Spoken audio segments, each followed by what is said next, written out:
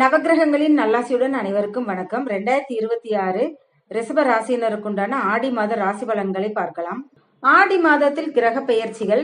ஆடி மாதம் 16ஆம் நாள் சுக்கிரன் பெயர்ச்சியாகி 1/8/26 சிம்ம ராசியிலிருந்து கன்னி ராசிக்கு பெயர்ச்சியாகிறார். ஆடி மாதம் 17ஆம் நாள் செவ்வாய் பெயர்ச்சியாகி 2/8/26 ரிஷப ராசியிலிருந்து மிதுன ராசிக்கு பெயர்ச்சியாகிறார். ஆடி மாதம் 20ஆம் நாள் புதன் பெயர்ச்சியாகி 5/8/2026 மிதுன ராசியிலிருந்து கடக ராசிக்கு பெயர்ச்சியாகிறார்.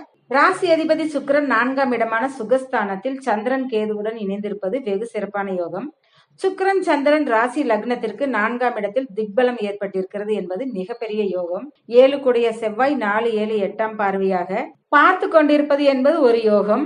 தனஸ்தானத்தில் புதன், 3ஆம் இடமான கீர்த்தி ஸ்தானத்தில் சூரியன் குரு, லாபஸ்தானத்தில் சனி பகவான், ராசிக்கு 10ஆம் இடமான தொழில் கர்ம ஜீவனஸ்தானத்தில் ராகு பகவான், திக்பலம் பெற்ற சந்திரன் சுக்கிரன் பார்வையில் ராகு அமர்ந்து கொண்டிருப்பது என்பது மிகப்பெரிய யோகம். 10ல் ஒரு பாவியாவது அமர்ந்திருக்க வேண்டும் என்பது ஜோதிட பழமொழிக்கேற்ப ரிஷப ராசிக்கு கிரக அமைப்புகள் வெகு சிறப்பாக அமைந்திருக்கிறது.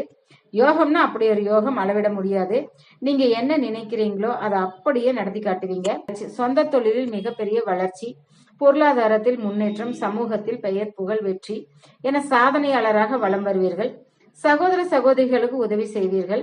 குடும்பத்தில் திருமண சுப நிகழ்ச்சிகள் தடை தாமதமின்றி நடைபெறும். தாய் வழி உறவினர்கள், தாய் மாமன் உங்களுக்கு உதவுவார்கள். தாய் வழி சொத்து அல்லது நகையாகவோ பணமாகவோ உங்க கைக்கு வரும். பூர்வீக சொத்தில் பங்காளி சண்டை, கோர்ட் கேஸ் பிரச்சனை இருந்தா தீர்வு உங்களுக்கு சாதகமா வரும். மண்மனை, வீடு, வண்டி, வாகனம் வாங்கும் யோகம் உண்டு. கணவன் மனைவிக்குள் ஒற்றுமை ஏற்படும். ஒரு சிலருக்கு கணவன் மனைவிக்குள் கருத்து வேறுபாடு இருந்தா அதெல்லாம் மறந்து சந்தோஷமா ஒற்றுமையா இருப்பீங்க. மாமியார் மருமகள் ஒற்றுமை அதிகரிக்கும். அம்மாவும் பொண்ணு மாதிரி ஷாப்பிங், நகை வாங்க கடைகண்ணின்னு போய் வருவீங்க. இருவருக்கும் ஒற்றுமை அதிகரிக்கும். ரிஷப ராசியினர் கவனமாக இருக்க வேண்டிய நாள் 26 முதல் 28 வரை. நான் சொன்ன பலன்கள், விஷயங்கள் உங்கள் வாழ்க்கையுடன் தொடர்பு கொண்டிருந்தால் கமெண்ட் பாக்ஸில் கமெண்ட் பண்ணுங்க. ஏதேனும் சந்தேகம் இருந்தால் அப்பாயின்மெண்ட் வாயிலாக உங்கள் தனிப்பட்ட ஜாதக பலனை கேட்டு தெரிந்து கொள்ளுங்க. மறக்காம சேனலை சப்ஸ்கிரைப் பண்ணுங்க, லைக் பண்ணுங்க, ஷேர் பண்ணுங்க. நன்றி, வணக்கம், வாழ்க வளமுடன்.